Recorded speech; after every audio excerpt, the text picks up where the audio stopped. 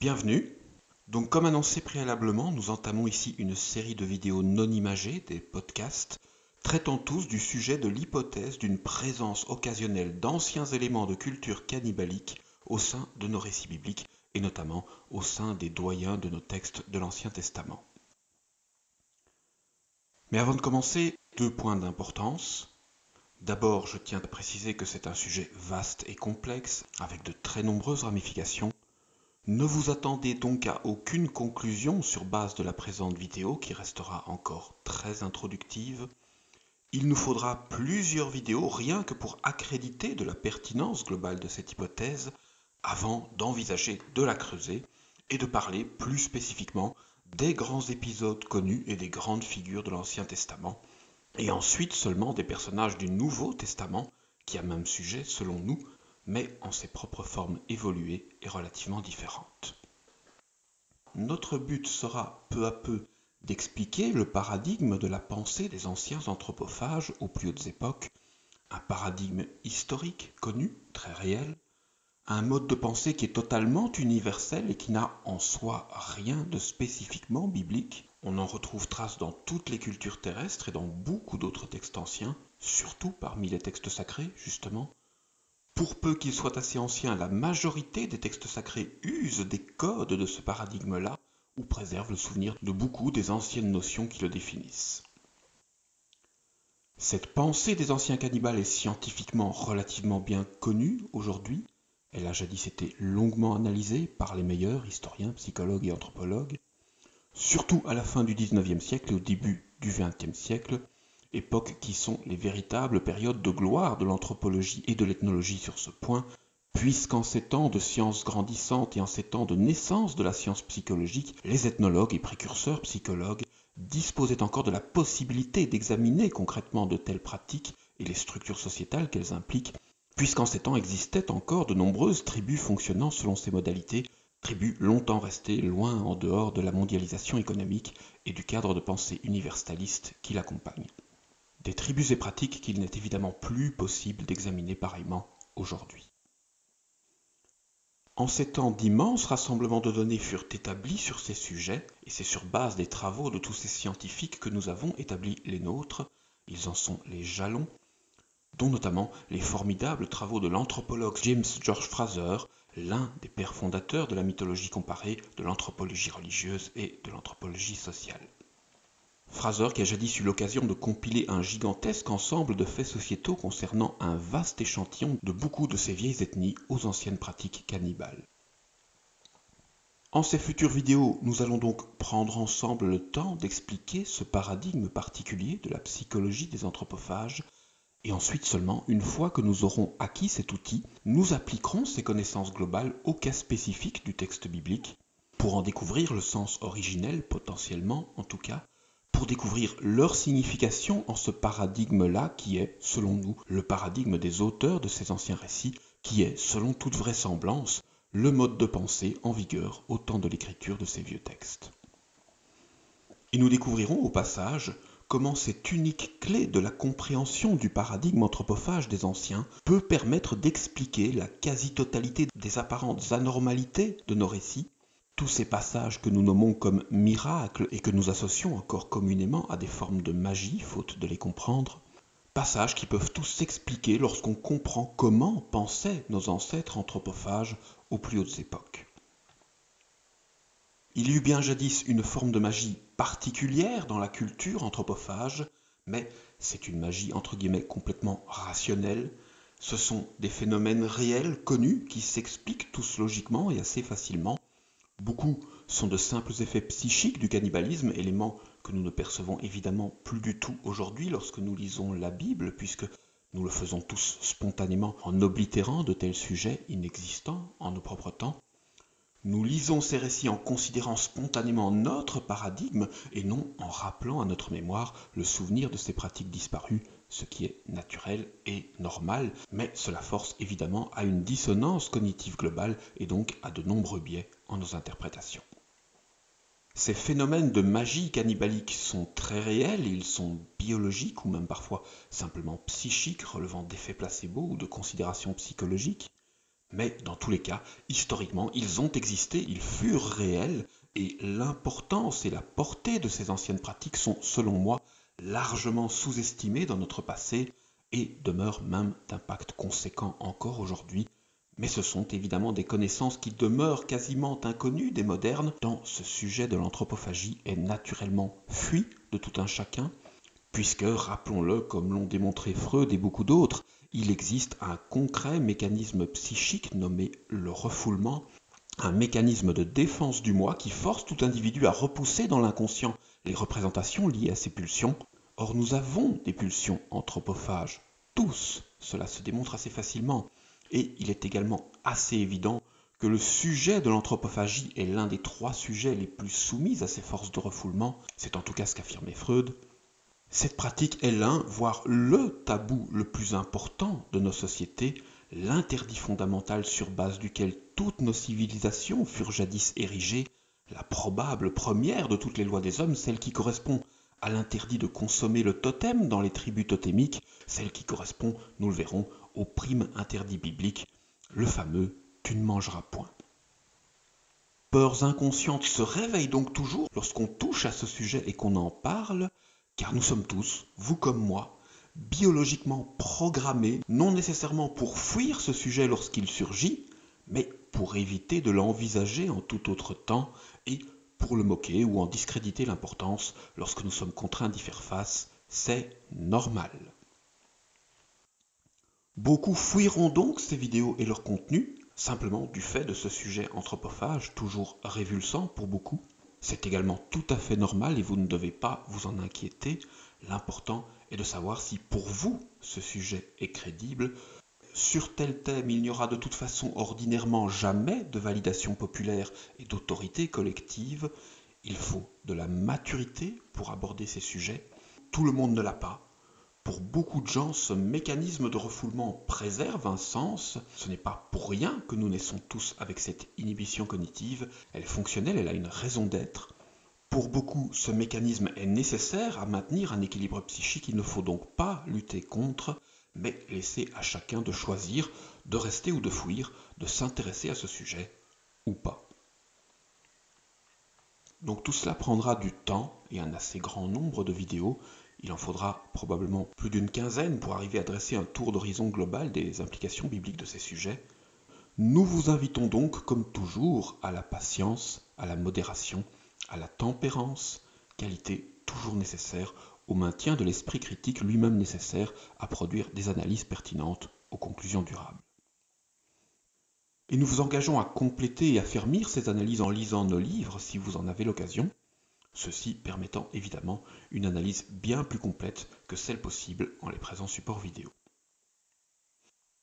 Les conclusions de mes travaux, je le divulgage de suite, vont autant dans le sens des croyants que dans le sens des athées. Ce que nous avons a posteriori déduit comme étant la réalité de ces textes anciens ne satisfait aux visions d'aucun de ceux qui veulent opposer ces pensées. Nos travaux entérinent toute une partie du propos biblique mais abolissent beaucoup de spéculations religieuses. Toute une partie du discours religieux retrouve potentiellement son sens premier en ces découvertes, forçant à entériner comme authentique et même comme historique toute une partie des discours de ces vieux récits.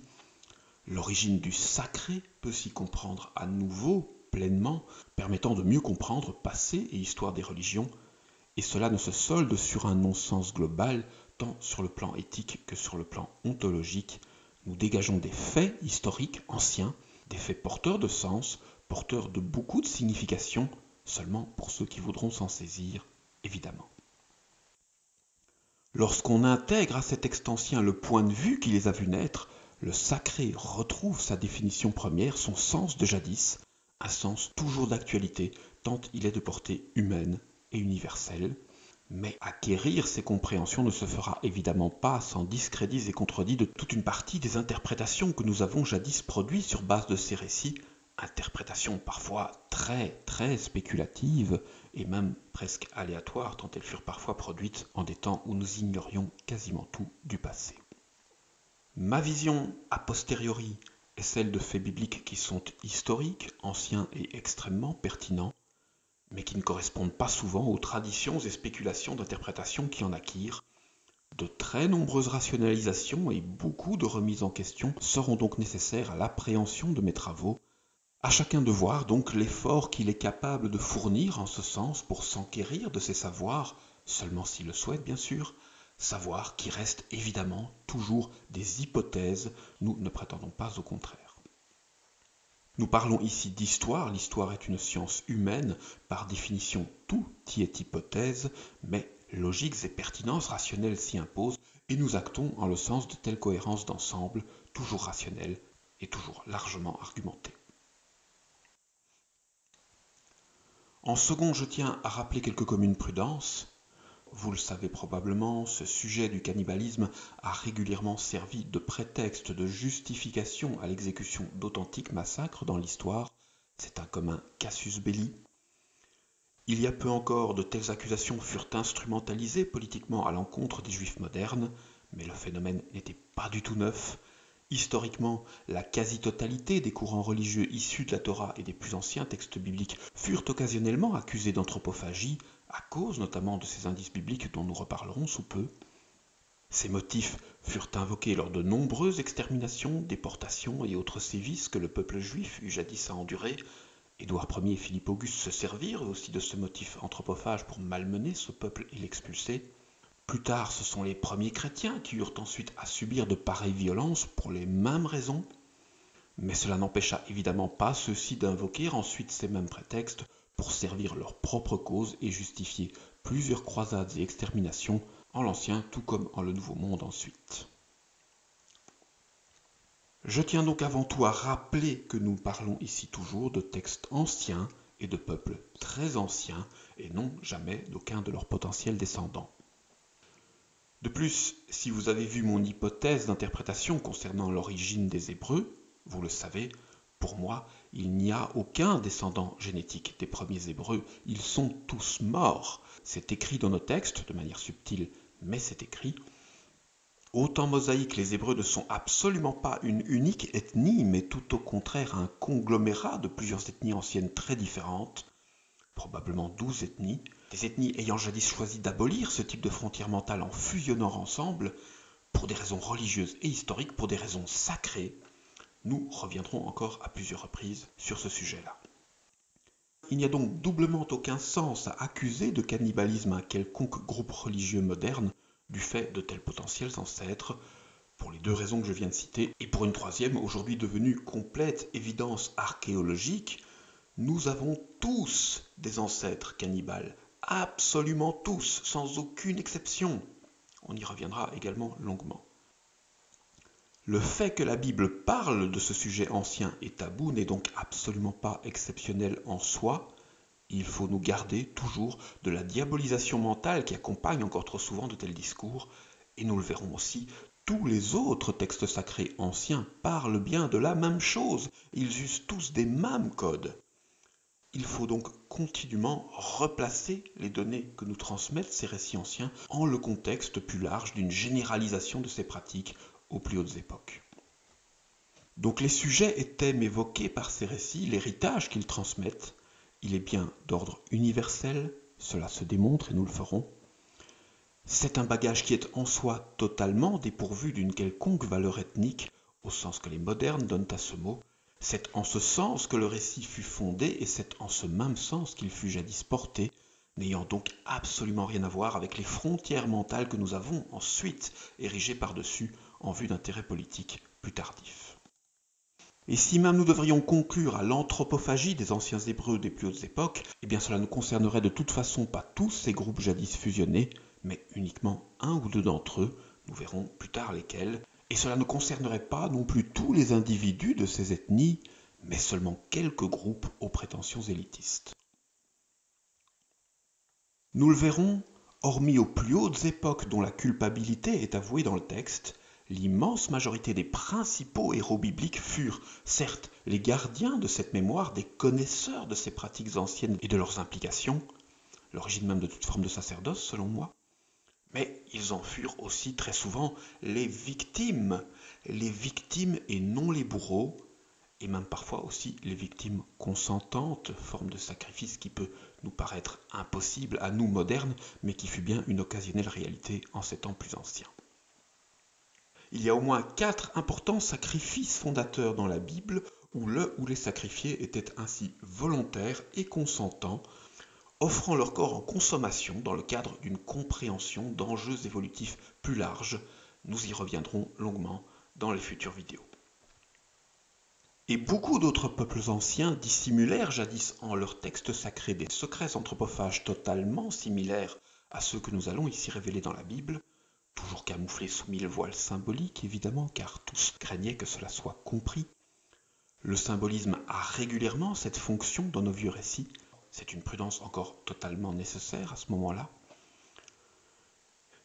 Or, beaucoup de ces autres textes anciens ont aujourd'hui été analysés également. Nous savons aujourd'hui que c'était banal, nous savons que c'était commun, que cela exista partout sur Terre. L'anthropophagie est une pratique universelle. Elle concerna la majorité des espèces du genre Homo depuis les plus lointaines périodes du Paléolithique. Et vous verrez que ces secrets anthropophages, entre guillemets, sont bien les mêmes partout, dans toutes les cultures. Tous les textes sacrés du monde parlent de la même chose, des mêmes pratiques, des mêmes secrets anciens issus de ces lointaines périodes, secrets qui ont participé à forger notre histoire et plusieurs des principales spécificités culturelles du genre humain. Les sujets et pratiques que nous allons progressivement évoquer ensemble ne concernent donc absolument pas que la Bible. Je vais même être honnête, quitte à choquer un peu, la Bible, personnellement, je n'en ai à peu près rien à foutre, ou plutôt je n'en avais rien à foutre à l'époque, avant de peu à peu comprendre la réelle valeur scientifique de ce récit. Il n'y a que la réalité qui m'intéresse, pas les fantasmes et spéculations.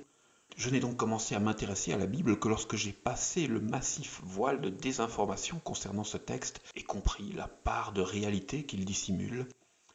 C'est un texte que je considère aujourd'hui comme scientifiquement éminent et de très grande valeur, tant sur le plan historique que sur le plan psychologique, mais n'ayant pas plus ou moins de valeur que d'autres textes sacrés anciens et n'étant pas plus que rempli de magie.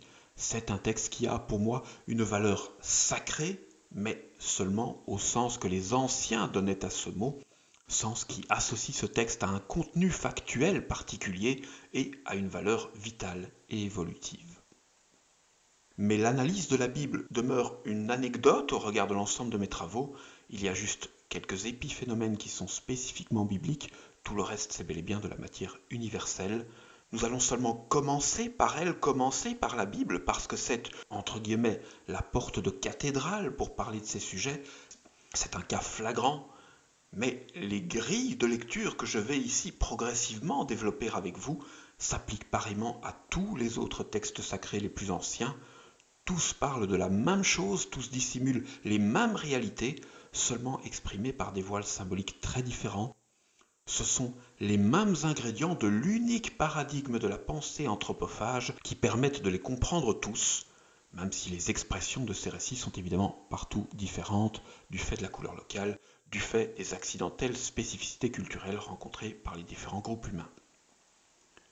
Nous avons en fait simplement, entre guillemets, craqué le code commun de ces anciens textes, et nous allons ici tenter de vous transmettre progressivement les moyens de faire de même, si vous le souhaitez, pour ce texte ou pour tout autre. Donc je me permets d'insister, nos analyses n'ont rien à voir avec un quelconque peuple ou avec un quelconque groupe religieux moderne. Nous parlons de science, nous parlons d'histoire, nous parlons de psychologie, nous parlons de notions universelles présentes dans la psyché de tous les hommes, présentes en la Bible certes, mais non plus ou moins qu'en un quelconque autre livre religieux, pour peu qu'il soit ancien. Nous aborderons également plusieurs de ces autres textes sacrés anciens par la suite sur cette chaîne, mais plus tard seulement. Nous parlons ici de notre lointain passé commun, nous parlons de nos origines, de la part perdue de celle-ci. Nous parlons d'une théorie globale permettant de raccommoder pleinement science et textes religieux, permettant de recomprendre scientifiquement tous ces anciens récits jadis trop refoulés, et permettant ainsi d'en réintégrer toute la part informative au sein des différentes sciences concernées, anthropologie, histoire et psychologie principalement. Donc par exemple, je ne vais pas vous démontrer qu'Adam et Ève sont les premiers êtres humains. Considéré sur le plan matériel, c'est effectivement n'importe quoi. Mais considérer que ce texte est faux sous prétexte qu'on ne le comprenne plus aujourd'hui lorsqu'on le lit en le paradigme moderne qui est nôtre, eh bien c'est tout aussi débile. C'est une large exclusion d'hypothèses fondées sur un a priori et donc un comportement totalement non scientifique. La réalité factuelle et vérifiable, c'est que ce texte fut écrit en de toutes autres époques, exprimant donc forcément les pensées d'un autre paradigme que le nôtre, et que pour pouvoir comprendre le réel contenu d'un tel texte, quel qu'il soit, il faut d'abord faire un travail scientifique pour se réapproprier ce paradigme ancien, un travail historiographique. Sinon, il reste impossible d'en cerner le contenu et d'en examiner la probable pertinence. Comme le dit si bien Thomas Kuhn, la découverte commence avec la conscience d'une anomalie. Or, pour l'heure, en nos actuelles considérations collectives, il y a une anomalie gigantesque. La majorité d'entre nous la pressentent ou la constatent. Tous nos textes anciens sont dits être faux. Tous nos textes sacrés sont dits être des débilités spéculatives. Alors qu'ils eurent jadis autorité pendant plusieurs millénaires, alors que milliers de génies les ont portés au nu, alors que ces textes ont partout les mêmes sujets, dont notamment ces étranges créatures que l'on nomme des dieux, présentes partout sur Terre en les temps anciens, alors qu'il y a une complète convergence de l'ensemble de ces données disparates, alors qu'il y a des précédents sans nombre sur plusieurs millénaires, nous les rangeons en une grande poubelle que nous avons nommée mythologie, nous avons arbitrairement viré 50% des données de notre histoire, celles qui ne nous arrangeaient pas, ce qui est, évidemment, méthodologiquement totalement irrecevable et scientifiquement abrogeable à merci. Alors que hordes d'hommes et de femmes éminents et éminentes ont jadis saigné pour que subsiste cet texte ancien, cet héritage, nous avons collectivement décrété le non-sens global de l'ensemble de ces récits, et même souvent leur fausseté, forçant aujourd'hui à de nombreux clivages en l'esprit humain, de nombreux conflits, science contre croyance, etc. Nous sommes en fait collectivement en situation de dissonance cognitive vis-à-vis de ces sujets, nous percevons intuitivement qu'il y a un problème, une anomalie. Peut-être serait-il donc plus sage de commencer collectivement à envisager que ces textes ne puissent pas être complètement faux, car trop convergents, mais qu'ils furent écrits en une autre pensée que la nôtre, et que si, pour l'instant, nous ne parvenons pas à déceler ce paradigme ancien malgré les millénaires de recherche de pléthore d'esprits très brillants, c'est peut-être tout simplement parce que la compréhension de ce paradigme nécessiterait d'explorer un sujet que nous n'explorons jamais, parce que ce sujet est socialement interdit, parce qu'il est humainement tabou, parce que personne n'a socialement intérêt à l'examiner, parce que ce sujet est honni et psychologiquement fouillé, parce que nous le refoulons, parce que nous vivons tous aujourd'hui en un monde où il est possible de nier ce sujet anthropophage, un monde empli de supermarchés, un monde où de telles horribles pratiques ont totalement disparu. Mais notre passé, c'est certain, fut très différent sur ces points. Il y eut symboliquement un autre monde avant le nôtre, et lire la Bible ou un quelconque autre texte sacré, c'est explorer ce monde ancien, un monde où la chair de l'homme véritablement se mange et où le sang de l'homme véritablement se boit. Voilà.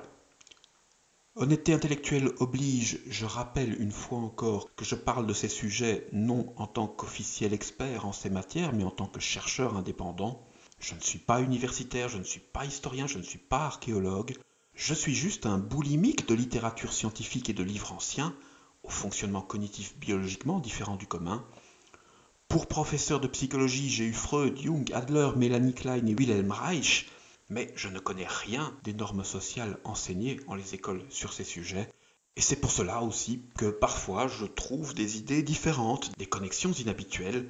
Si ce point de discrédit social vous pose problème, eh bien il n'est pas trop tard pour couper la vidéo et vous désabonner.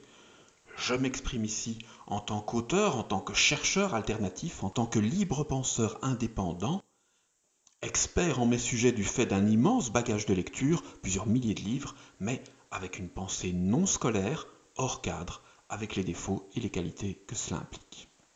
Sur ce, commençons.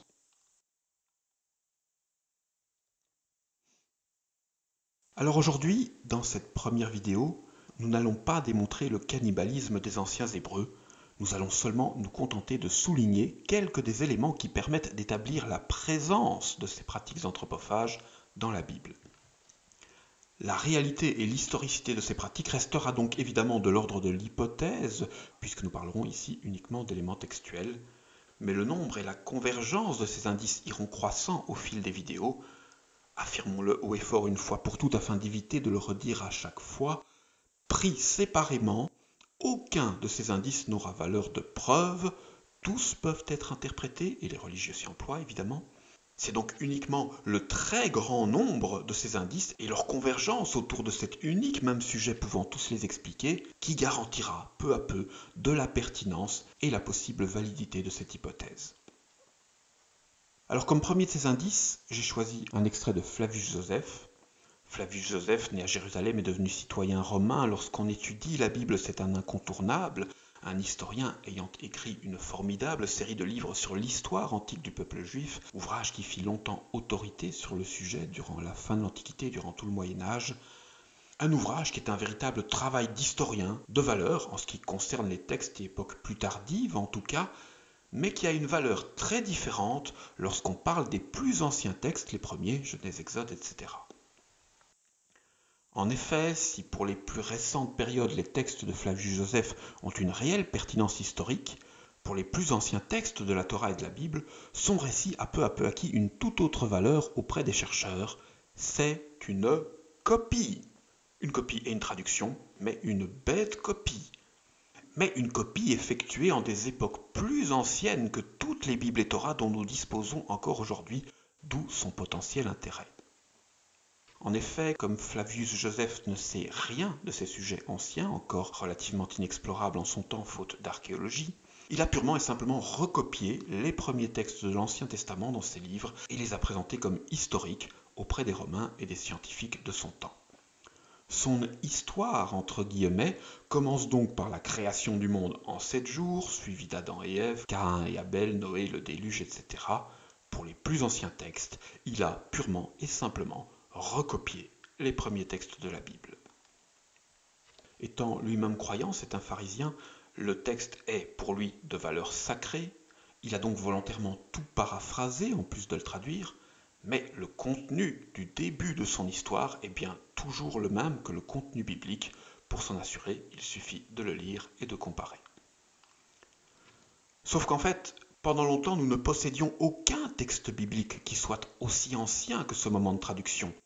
Nos plus anciennes Bibles complètes, c'est le Codex Sinaiticus et le Codex Vaticanus, le premier datant approximativement de l'an 325 à peine.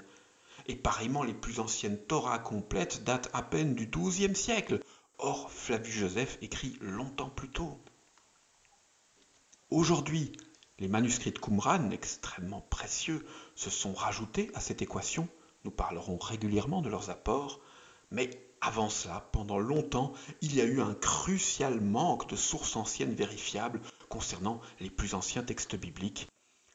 En ce contexte, donc, cette pseudo-Bible, ce fac-similé de Joseph, est donc naturellement devenu très précieux. Il a fourni à un instant T une copie des premiers textes bibliques, certes une copie grecque, mais établie sur base d'anciens textes hébreux aujourd'hui disparus. Une copie qui semble même avoir été plus complète que tous les textes bibliques parvenus jusqu'à nous, puisque Joseph adjoint le texte que nous connaissons de plusieurs passages aujourd'hui disparus de nos récits canoniques. Passages dont il n'est évidemment jamais possible de savoir avec certitude s'ils furent jadis présents dans les textes canoniques et qu'ils en disparurent ensuite, ou s'ils sont des adjonctions de valeur plus profane rajoutées par l'auteur, mais ce second cas est peu crédible du fait des croyances de l'auteur et parce que la plupart de ces scènes rajoutées sont souvent très crédibles et qu'il en existe également des traces en d'autres textes et commentaires anciens, et parce que les manuscrits de Qumran que nous venons d'évoquer tentent également à accorder du crédit à ces anciens passages. Or donc dans l'un de ces passages anciens, le texte de Joseph nous donne une importante description du peuple hébreu en ces temps lointains. Il donne une définition, une distinction de ce peuple en regard des autres, un peuple qu'il décrit comme étant alors très particulier, différent de tous les autres peuples de la terre, notamment parce que ce peuple mangeait différemment de tous les autres. Donc je cite Flavius Joseph, Les Antiquités judaïques, livre 4, ligne 137. Puisque ces conditions vous conviennent, dirent-elles, mais que vous, les Israélites, vous avez des coutumes et un genre de vie absolument différent de tout le genre humain, au point de vous nourrir de façon spéciale et de ne pas boire comme les autres, etc. Fin de citation. Alors bien sûr, depuis le Moyen-Âge, les croyants de tous horizons s'évertuent à nous trouver 1000 manières d'interpréter ces phrases de façon policée et politiquement correcte. Ce serait, dit-on, parce qu'ils ne mangent pas de porc, que ce peuple aurait jadis été perçu comme différent de tous les autres de manière absolue. Tel est le commun baratin en les commentaires médiévaux, baratin qui se poursuit encore aujourd'hui, nonobstant que les arguments sur base desquels il fut jadis fondé furent tous démontrés être complètement faux entre-temps. Il n'est pas nécessaire d'être expert en historiographie pour comprendre ce passage, il vous suffit d'avoir un peu de bon sens et de savoir vous immerger un minimum en le contexte de ces temps. Nous sommes en Égypte, dans la haute antiquité, il n'y a pas de supermarché, il n'y a pas de mondialisation de la nourriture, on mange différent partout dans chaque ville ou presque, seuls les quelques produits les plus abondants, céréales notamment, font déjà l'objet d'un large commerce, le reste est consommé sur place et est donc partout différent dans chaque pays et même parfois dans chaque ville ou région. Ce pourquoi les consommations de chaque groupe étaient justement, jadis, un critère pertinent d'identification et de description à ces époques. Voyez par exemple comment Diodore de Sicile recense les différentes ethnies d'hommes qui habitent l'Éthiopie lors de l'analyse qu'il fit du pays, analyse pourtant déjà bien plus tardive. Les distinctions qu'il donne sont toujours prioritairement alimentaires. Les Éthiopiens des côtes sont des ichthyophages, des mangeurs de poissons, ceux des îles sont des chélonophages, des mangeurs de tortues. À l'intérieur des terres, on trouve les rhizophages, les mangeurs de racines, les xylophages, les mangeurs de bois, et les spermatophages, les mangeurs de graines.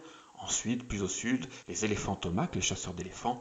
Les régions du sud-ouest sont tenues par les strotophages, les mangeurs d'autruches, alors qu'à proximité du désert, il y a les acridophages, les mangeurs de sauterelles, etc.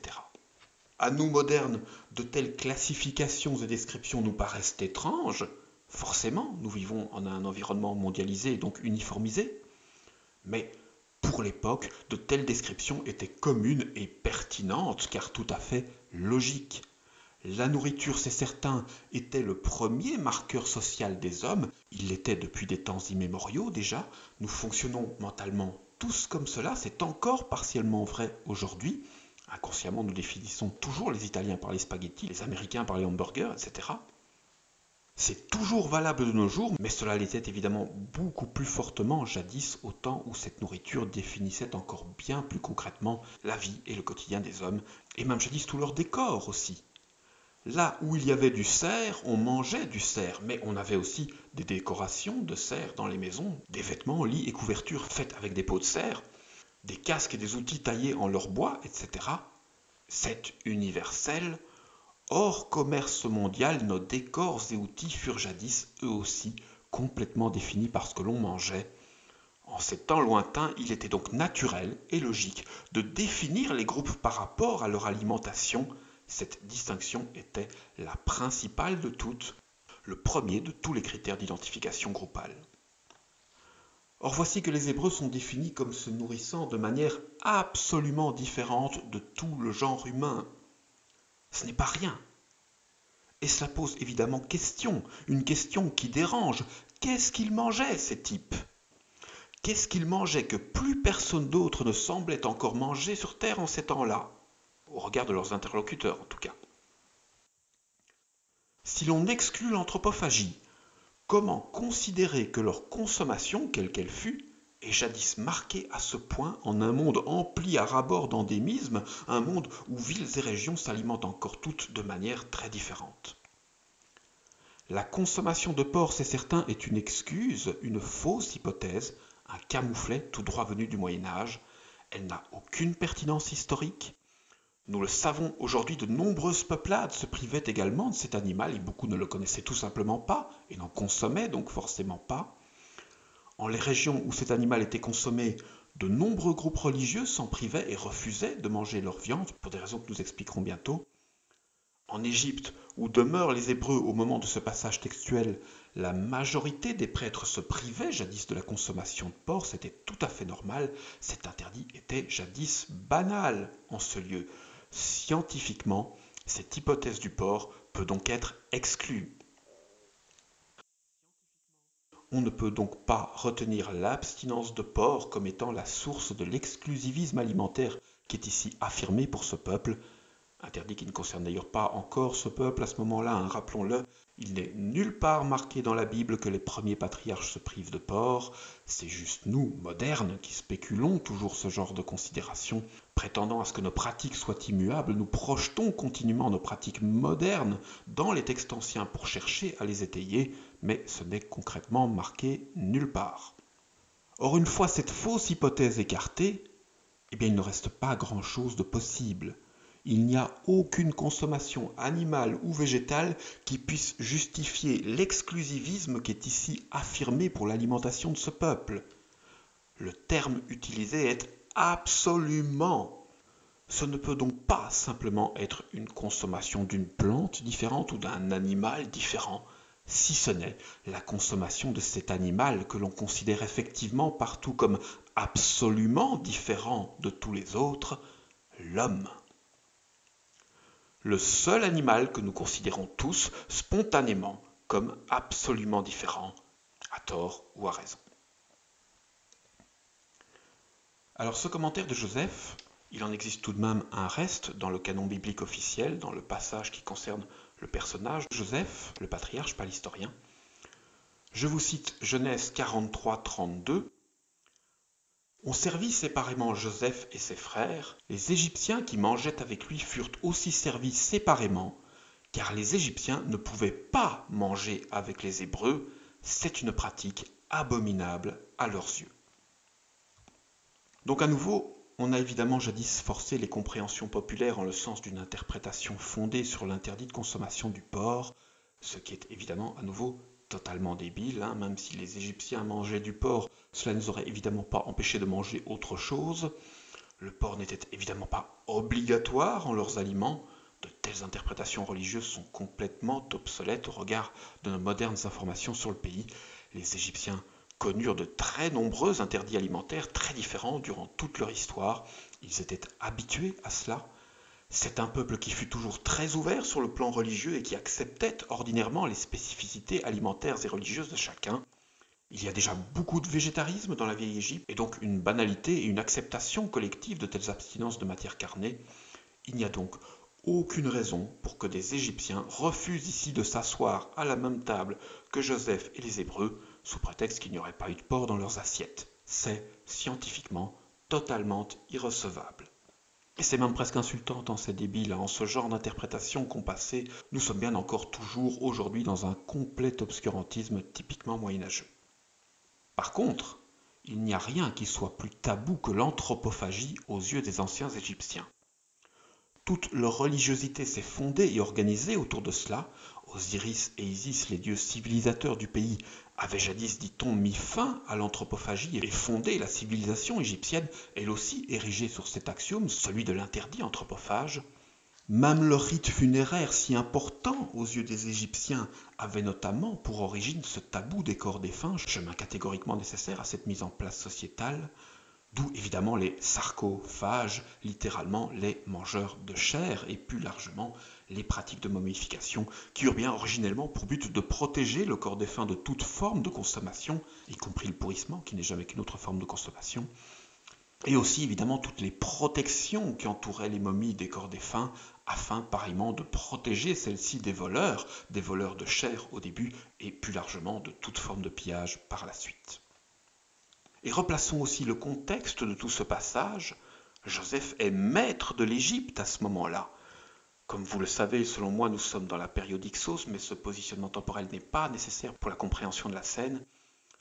De fait, textuellement, c'est écrit « Joseph est maître de l'Égypte au point de n'être point différent du roi. Il vient de réduire en esclavage le pays et ses habitants. » Je n'invente rien, c'est écrit. Et ce sont bien ici les serviteurs égyptiens de ce tyran qui refusent de manger à la table de leur maître. En ce passage, nous sommes donc en présence d'un acte fort. Pour que des serviteurs égyptiens refusent cela, Il faut vraiment qu'il y ait pour eux une raison d'importance colossale, une raison sacrée.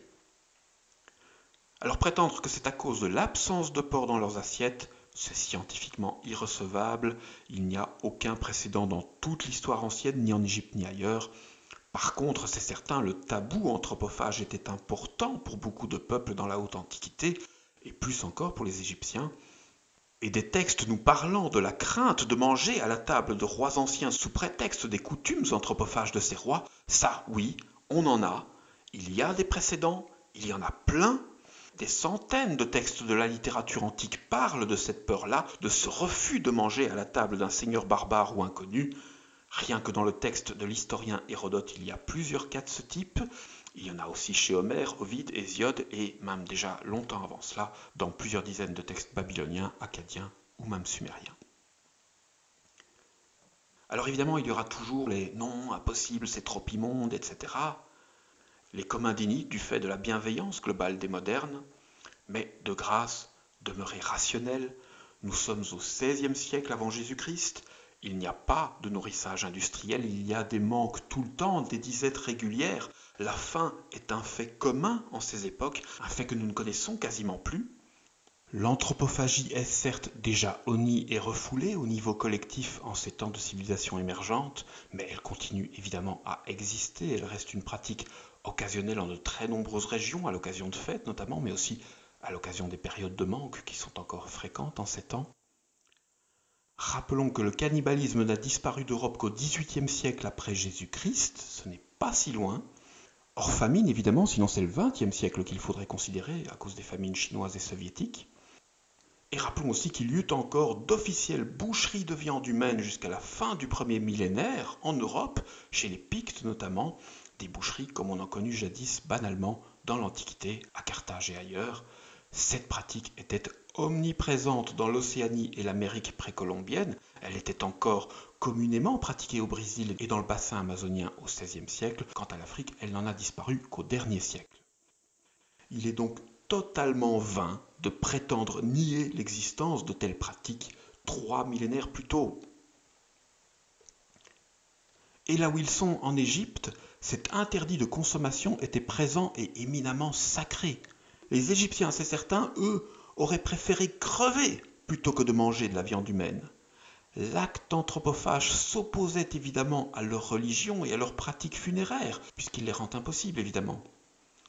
Il n'y a que ce tabou-là qui puisse ici justifier que des serviteurs égyptiens refusent pareillement de manger à la table de leurs maîtres orientaux, préférant risquer de mourir plutôt que de manger avec Joseph et risquer, à leurs yeux, de souiller leurs âmes, de corrompre leur chair et de participer à l'outrage et la malédiction que cela représente à leurs yeux. Seule l'anthropophagie des anciens Hébreux peut donc permettre d'expliquer ces deux passages de manière raisonnable. Petite parenthèse pour ceux qui s'intéressent à l'hypothèse de positionnement temporel de ce passage biblique durant les périodes Hyksos, rappelons que les Hyksos sont des anthropophages. Pour eux, ce n'est pas une hypothèse, ils l'ont toujours été dans la littérature ancienne, et le crédit de l'historicité des pratiques cannibales de ce peuple est aujourd'hui entériné par les récentes découvertes archéologiques, celles effectuées sur le site d'Avaris, leur capitale. Les Hyksos pratiquaient des sacrifices humains, c'est certain, et comme tous jadis, ils en consommaient ordinairement la viande, et nous le verrons, c'est évidemment la présence de ce noyau dur des tyrans Hyksos, tous anciens adeptes de Baal, tous présents au sein des anciens exilés bibliques, bientôt eux aussi tous fusionnés en cet unique groupe nommé Hébreu, qui est, selon moi, partiellement à l'origine de la durable survivance et l'exaltation de certaines de ces pratiques cannibales au sein de ce peuple et de ses écrits, nous y reviendrons. Alors évidemment, on ne peut décemment accuser Joseph et les Hébreux sur base d'un unique soupçon, qui ne serait étayé que d'une unique phrase, même de source ancienne, phrase toujours potentiellement uniquement littéraire. Mais vous vous en doutez, il y a énormément d'autres indices textuels en ce sens. La phrase de l'historien Joseph parle d'un genre de vie absolument différent de tout le genre humain, au point de se nourrir de façon spéciale et de ne pas boire et manger comme les autres. Or, nous venons de le rappeler, en ces temps lointains, l'anthropophagie est encore relativement commune.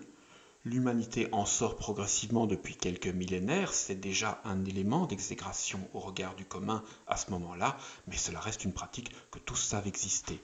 C'est donc une forme d'anthropophagie plus spécifique qui est ici notifiée pour ce peuple. Nous verrons plus tard laquelle.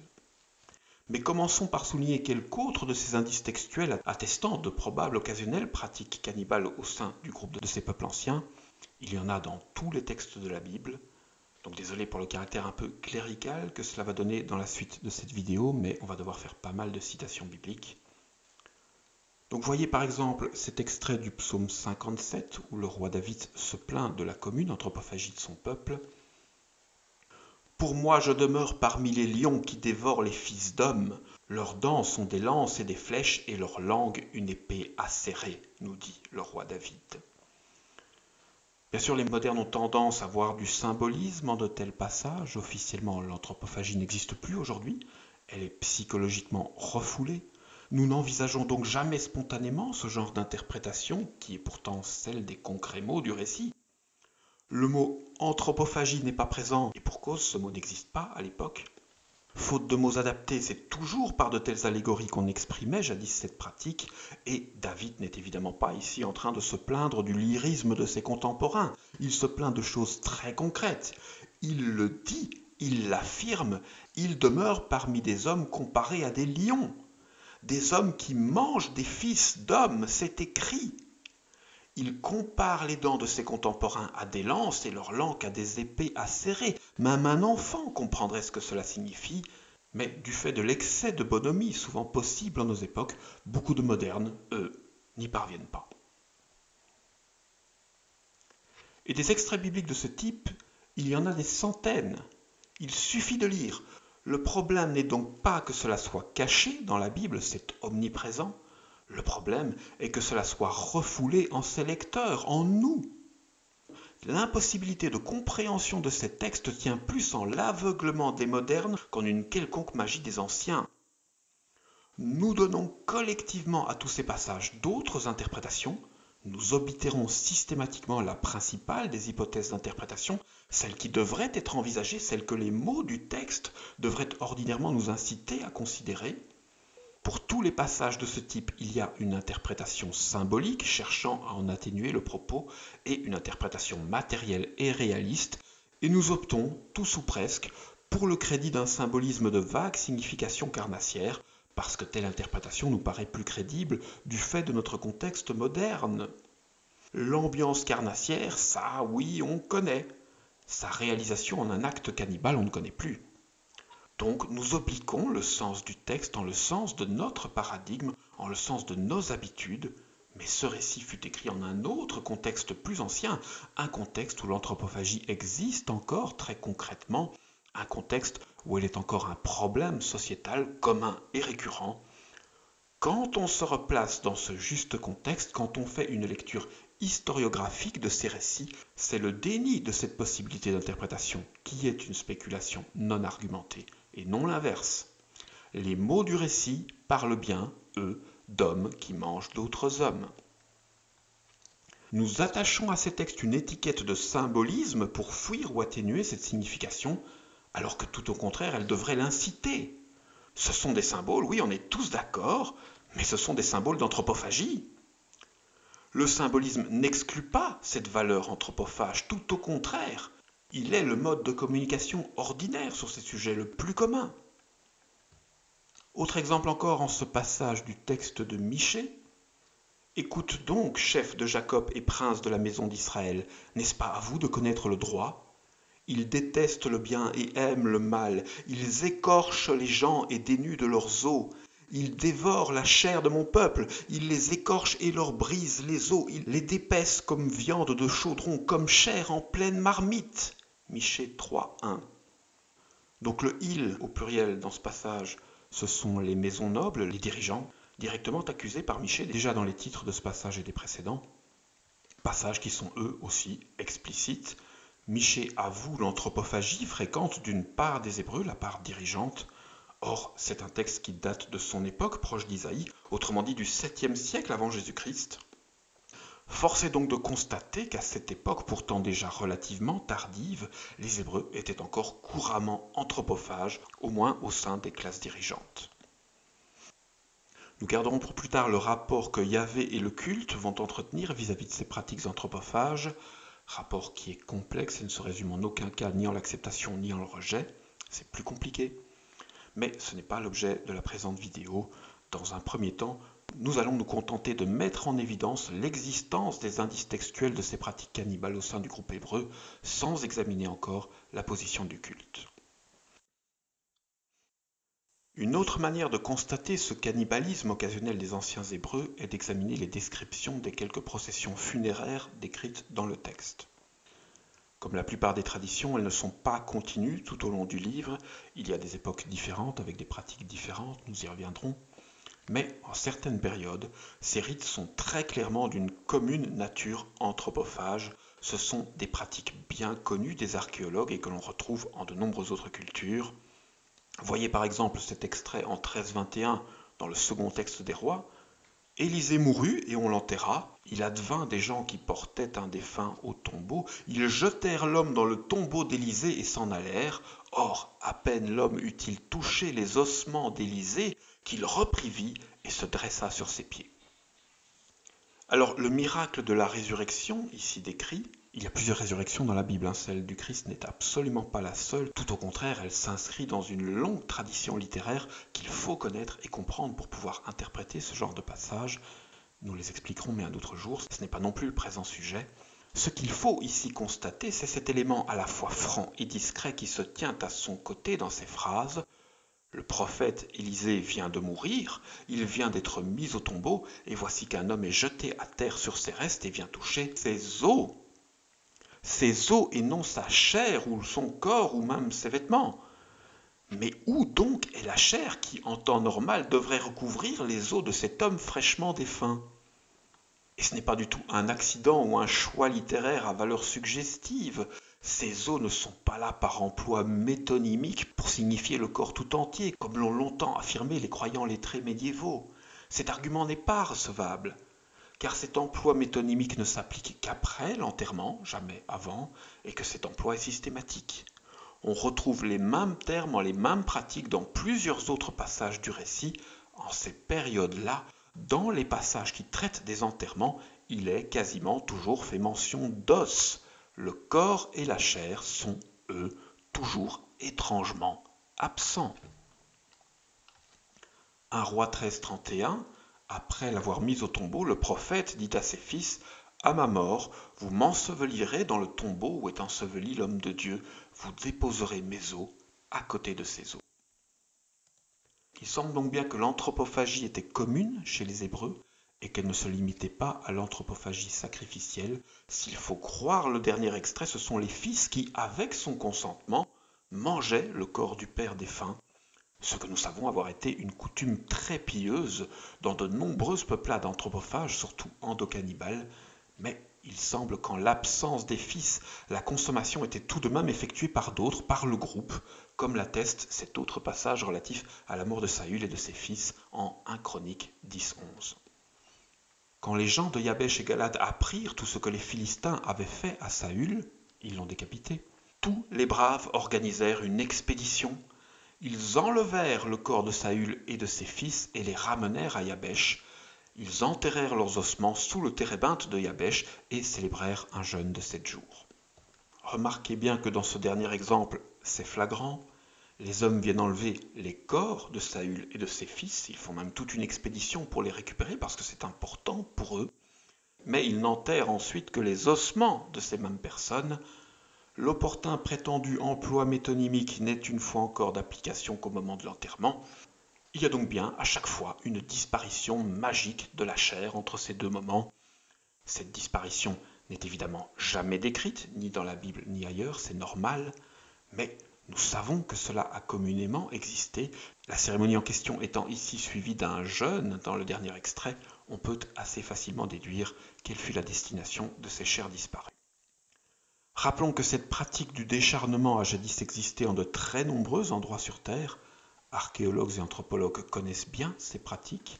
Elles furent jadis communes. Pendant longtemps, on a aveuglément prétendu qu'il s'agissait de simples traditions religieuses non suivies d'actes anthropophages. Nous refoulions cela aussi, même en dehors de tout contexte biblique. Mais la science évolue et la majorité des scientifiques concernés soutiennent aujourd'hui la nature anthropophage de ces anciennes pratiques, aujourd'hui officiellement commentées sur la page Anthropophagie de Wikipédia. Et c'est aussi simplement ce qu'aurait dû nous dicter notre bon sens déjà avant cela. S'il n'y eut jadis de bonnes raisons de le faire, des raisons rationnelles, la pratique visant à découper et décharner les corps de ceux que l'on aime n'aurait jamais pu s'imposer. Seule la volonté et le besoin de remettre en soi ceux que l'on aime dans la mentalité anthropophage peut avoir justifié de telles pratiques, inutiles et abominables en tout autre contexte, nous y reviendrons. Notons aussi que dans tout leur repas funéraire, les anciens Israélites rugissent comme des lions. Les rédacteurs du texte biblique l'avouent à plusieurs reprises. Ils rugissent en criant devant leur Dieu comme on le fait au repas funéraire, nous dit-on en Baruch 6.31. Évidemment, il n'est nulle part avoué que ce rugissement lors des repas funéraires implique une consommation de viande, mais pour qui n'est pas exécrablement nul en symbolisme, le rapport est évident. Le lion est le carnivore par excellence, il est le symbole de la prédation et du prédateur dominant. L'imitation de son rugissement pendant le repas funéraire nous donne donc un très sérieux indice de ce qu'il s'y passait concrètement. Et les Israélites ne se contentaient pas de manger le corps de ceux qu'ils aimaient, selon les traditions endocannibales. Nous le verrons plus longuement lorsque nous commenterons ce vocabulaire, mais les Hébreux étaient aussi exocannibales et mangeaient aussi le corps des adversaires lors des guerres et des assassinats. D'une manière ou d'une autre, le texte s'arrange toujours pour nous signifier que le corps a disparu, comme par magie, sans qu'on avoue évidemment jamais sa réelle destination stomacale. Je vous cite ici le passage en 2 Rois 9.33 où le roi Yéhou fait assassiner Jézabel, une opposante politique ayant pris position contre sa prise de pouvoir. Le roi Yéhou ordonna « Jetez-la en bas ». Ils la jetèrent en bas, son sang gicla sur les murailles et sur les chevaux et elle fut piétinée. Yéhou entra, mangea et but, puis il dit « Occupez-vous de cette maudite et donnez-lui la sépulture, car elle est fille de roi. » Ils allèrent pour lui donner sépulture, mais ils ne trouvèrent d'elle que le crâne, les pieds et la paume des mains. Cet extrait est un autre bon exemple. On n'y avoue absolument pas l'anthropophagie du roi et on trouve l'excuse de la chute et du piétinement par des chevaux pour justifier que les restes aient disparu, ce qui est scientifiquement très douteux. Chute et piétinement par des chevaux ne donnent rien de tel. On peut néanmoins se demander ce que fout la phrase « Yéhou mangea et but » juste entre l'assassinat et la mise en terre. Étrangement, du corps de cette femme, il ne reste que le crâne, les mains et les pieds, qui étaient justement les 3 parties coupées lors des sacrifices en Holocauste, les 3 parties que l'on ne mangeait pas. De plus, il reste un crâne et non une tête. Chair et peau ont donc également été retirées du visage dans le présent cas. Or, la peau du visage ne s'envole normalement pas lors d'une chute et ne se retire pas non plus significativement par l'action mécanique de l'écrasement accidentel par les sabots d'un cheval, à moins évidemment qu'on ait demandé à ce dernier de longuement s'acharner.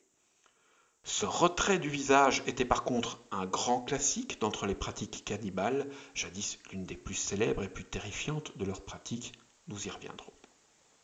Ne soyons donc pas naïfs, le roi Yéhou a ici fait assassiner son ennemi politique et ensuite purement et simplement dévorer sa chair, comme cela se faisait encore communément chez les tyrans des peuples barbares de l'époque. La littérature antique est remplie à ras-bord de cas similaires. Et élargissons quelque peu cette dernière catégorie. Les anciens Hébreux connurent pas mal de déboires en nos textes, ils y vécurent guerres nombreuses. L'on peut donc également constater qu'en tous ces conflits, le cannibalisme refait régulièrement son apparition. En ce contexte, les commentaires carnés des prophètes sont très nombreux et souvent beaucoup moins discrets. « Voici la marmite et nous sommes la viande », nous crie Ézéchiel en 11.3 de son texte, mais aux yeux des modernes, cela ne parle pas d'anthropophagie évidemment. « Voici la marmite et nous sommes la viande », hormis le Christ, je ne sais pas si quelqu'un a été plus explicite encore dans la Bible, mais l'aveuglement humain sur ce sujet est énorme. Il nous faut donc cela, des prophètes qui gueulent cette vérité que tous nous voulons fuir. Vous avez multiplié vos tués dans cette ville, vous avez rempli de tués ces rues. C'est pourquoi ainsi parle le Seigneur Yahvé. Vos tués que vous avez mis au milieu d'elles, eux sont la viande, elle est la marmite, et je vous ferai sortir du milieu d'elles, dixit le même en 11.7 du même texte. Donc ici, il n'est clairement pas question d'une pieuse incorporation des corps défunts des personnes aimées. Celle-ci exista probablement, mais dans un contexte de pratiques anthropophages bien plus large, un contexte de pratiques exo-cannibales auxquelles sont également sujets les adversaires vaincus par ce peuple. Enfin, au plus horrible, du point de vue de notre paradigme moderne, cette anthropophagie semble avoir occasionnellement eu pour victime des enfants. Même les chacals tendent leurs mamelles et allaitent leurs petits, mais la fille de mon peuple est devenue cruelle, nous affirme un certain Yahvé en 4.3 du texte des Lamentations. Et ce passage ne parle pas uniquement d'infanticide, il y a un contexte, celui d'une famine, et le texte nous précise bien un peu plus loin ce que sont les cruautés en question, ce que sont les actes de ces femmes. Les mains de femmes au cœur tendre ont fait cuire leurs enfants, qui sont devenus leur nourriture dans le désastre de la fille de mon peuple. Lamentation 4.9. Tel est le propos du Dieu du livre, propos paradoxalement nié par la majorité des croyants, car tous, athées comme croyants, nous sommes évidemment tous pareillement soumis aux forces de refoulement. Encore une fois, nous mettrons plus tard en évidence les positions de Yahvé et du culte aux différentes époques.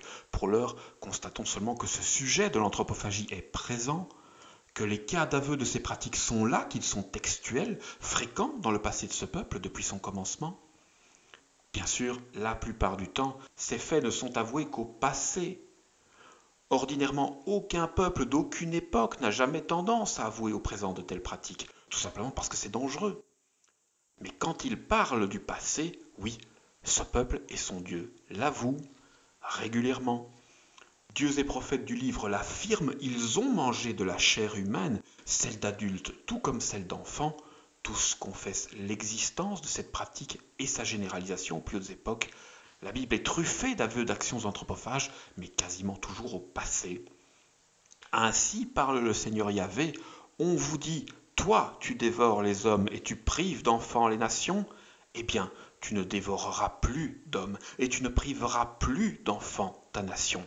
Oracle du Seigneur Yahvé, formulé en Ézéchiel 36.13. Or, à moins de s'aveugler, quand on nous dit dans un texte qu'on ne fait plus quelque chose, c'est qu'on l'a fait avant, toujours. Ce qui est ici avoué d'ailleurs. Or, si Yahvé confesse que cela a précédemment existé, cohérence oblige, nous devons avoir le courage et l'honnêteté de relire les textes des plus anciennes époques et d'y voir ce qui y était alors camouflé, ce que nous faisons présentement. Ce dernier extrait date d'Ézéchiel, c'est-à-dire du 7e siècle avant Jésus-Christ. Yahvé avoue donc que jusqu'à cette époque, déjà très tardive, son peuple était anthropophage et faisait disparaître les enfants. C'est écrit, c'est avoué. Ce n'est pas la Bible, ce n'est pas le texte sacré qui ment et qui dissimule ces réalités anciennes, c'est nous. Ce sont les hommes modernes qui toujours continuent de refuser à voir ce qui est platement écrit dans ces textes. Autre exemple bien connu lors de la victoire militaire des Hébreux sur la ville de Gog, donc je cite Ézéchiel 39.17. Toi, fils d'homme, ainsi parle le Seigneur Yahvé, dis aux oiseaux de tout plumage, à tous les animaux des champs, rassemblez-vous, venez, réunissez-vous des alentours vers le sacrifice que j'offre pour vous, grand sacrifice sur la montagne d'Israël. Vous mangerez la chair et vous boirez le sang. Vous mangerez la chair des héros et vous boirez le sang des princes de la terre. Ils sont tous des béliers, des agneaux, des boucs, des taureaux gras de Basan. Vous mangerez de la graisse à satiété, vous boirez du sang jusqu'à l'ivresse, au sacrifice que j'aurai offert pour vous. Vous vous rassasierez à ma table de chevaux et de chevaliers, de héros et de tous les hommes de guerre, oracle du Seigneur Yahvé. Alors bien sûr, comme un refoulement, certains prétendent que seuls taureaux et béliers furent mangés ce jour-là. Le texte est pourtant clair, il avoue que ce qui est ici nommé bélier dans ce texte, ce sont des hommes. Vous mangerez la chair des héros et vous boirez le sang des princes de la terre. Ils sont des béliers, des agneaux, des boucs, etc. C'est écrit. L'anthropophagie est ici une fois encore clairement avouée. On parle clairement de manger de la chair et de boire du sang, celui des héros, celui des princes, celui des cavaliers et des hommes de guerre vaincus, le tout à la table de Yahvé, évidemment. Mais donc oui, une fois encore, c'est écrit, c'est avoué. Aux plus hautes époques, les Israélites mangeaient encore le corps des adversaires vaincus lorsqu'ils gagnaient une guerre, et dans le dernier extrait, c'est même écrit au présent. Et comme ces éléments ne sont pas du tout politiquement corrects, on ne peut retenir comme crédible qu'ils soient des adjonctions ou modifications tardives de texte, et il n'est pas non plus crédible de considérer aveuglement l'hypothèse d'une création littéraire sans écho historique, puisque ces créations compromettent ceux qui les formulent et les mettent en danger. Elles n'ont jadis pu être faites que parce que ces textes étaient sacrés, jadis totalement inaccessibles, et aussi parce que ces commentaires s'inscrivent dans un long chemin de critique et d'évolution, principalement mené par les prophètes de ces temps. Et ce ne sont évidemment les seuls récits bibliques de bataille remportés par les Israélites qui sont suivis de pareilles affirmations de la consommation des perdants. Il y en a beaucoup d'autres. C'est pareillement le cas de l'épisode du massacre dans le livre d'Esther. Ce fut le lever de jour, les humbles furent exaltés et dévorèrent les orgueilleux. Et c'est évidemment pareillement aussi le cas lors des nombreuses batailles prodiguées par Moïse, Josué et les exilés bibliques dans le livre des Nombres. Nombre 23-24, voici un peuple qui se dresse comme une lionne et se lève comme un lion. Il ne se couche pas qu'il n'ait dévoré sa proie et bu le sang de ses victimes. Nombre 24-8, Dieu l'a fait sortir d'Égypte, il est irrésistible comme un buffle. Il dévore les nations adverses et ronge leurs os.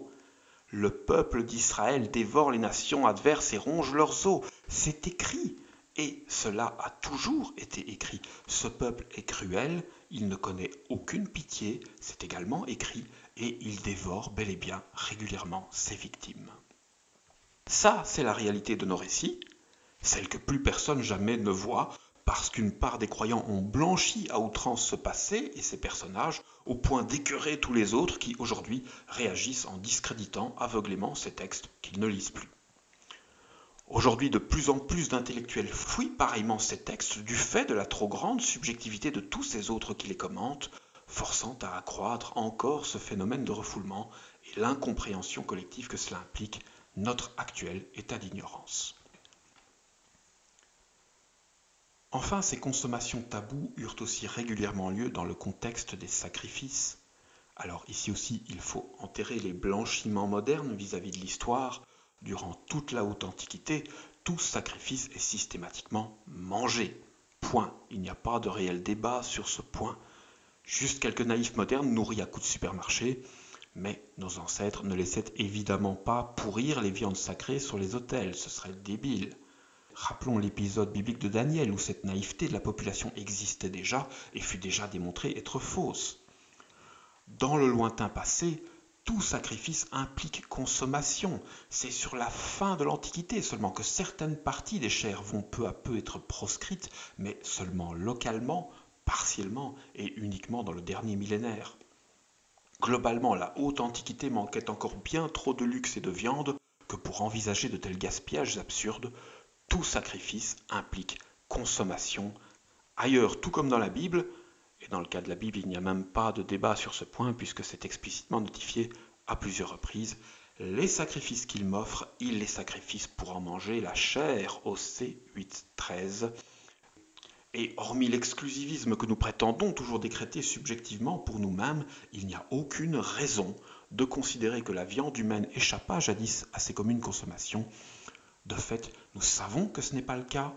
Tous les peuples anciens qui sacrifiaient des êtres humains en mangeaient aussi la viande, viande qui, pour eux, n'était pas différente des autres viandes, ce qui est évidemment totalement exact d'un point de vue biologique. Donc tout sacrifice mène à consommation. Or, il y a des sacrifices humains dans la Bible, il y en a beaucoup. Il y a même aussi des sacrifices d'enfants depuis les tout premiers textes.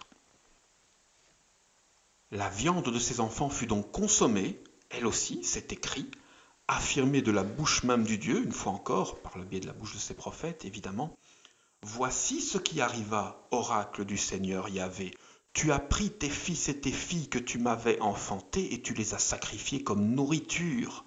Tu as égorgé mes fils et tu les as livrés pour les faire passer par le feu. Ézéchiel 16-19. Nous verrons plus tard que les anciennes accointances entre les cultes de Yahvé et Baal dont nous avons déjà parlé sont évidemment pour beaucoup dans ces apparentes contradictions du personnage de Yahvé vis-à-vis de ses pratiques, parfois encouragées, parfois farouchement condamnées. Il y a des nuances à avoir sur ce sujet, nous les aborderons. Pour l'instant, signalons seulement que parfois Yahvé condamne farouchement ces pratiques, comme en ce passage du psaume 53. Tous ces dévoyés ensemble pervertis, nul qui fasse le bien, pas même un seul. Ne savent-ils rien, tous ces malfaisants? Ils dévorent mon peuple comme on mange du pain sans invoquer Dieu. Psaume 53, 5. Rappelons que le pain, c'est bel et bien l'aliment quotidien par excellence. Or, c'est à cet aliment-là, le plus commun de tous, que les consommations cannibales du peuple hébreu sont ici comparées par Yahvé.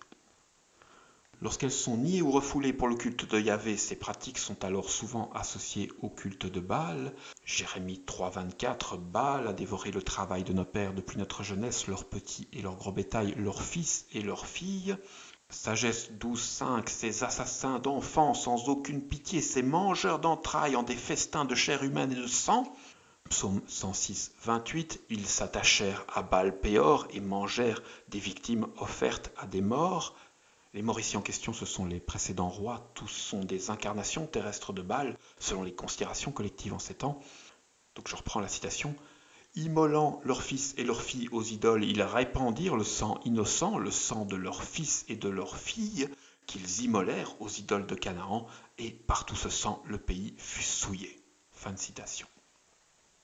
Mais il y a aussi beaucoup d'autres extraits où Yahvé associe ses pratiques à lui-même et à son culte, et parfois Yahvé le dit clairement, lui aussi, il le crie à l'encontre de son peuple, Osée 9.12, « Même s'ils élèvent leurs fils, je les en priverai avant qu'ils ne soient des hommes. » Ézéchiel 5.9, « J'exécuterai au milieu de toi les décrets aux yeux de la nation. Je ferai pour toi ce que je n'ai pas fait et que je ne ferai plus à cause de toutes les transgressions.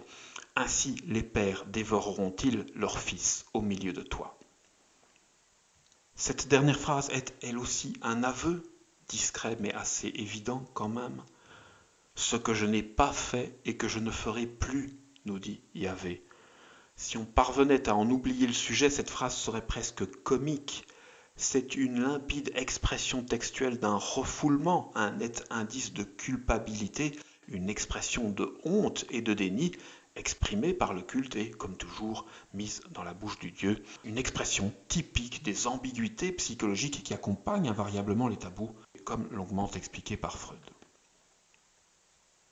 Yahvé nous dit ici qu'il ne l'a jamais fait, mais nous dit en même temps qu'il ne le fera plus, ce qui implique évidemment qu'il est bel et bien, lui aussi, à un moment, cautionné ces pratiques en des temps plus anciens. Un autre probant petit indice de ces consommations est également présent dans le texte de Flavius Joseph qui nous décrit avec assez de précision les différentes étapes des anciennes procédures sacrificielles au sein du culte hébraïque. Donc je cite Flavius Joseph, Les Antiquités judaïques, livre 3, ligne 227. Ensuite, après les avoir nettoyés, on les démembre, on les sale et on les dépose sur l'autel déjà chargé de bois et au feu allumé. Fin de citation.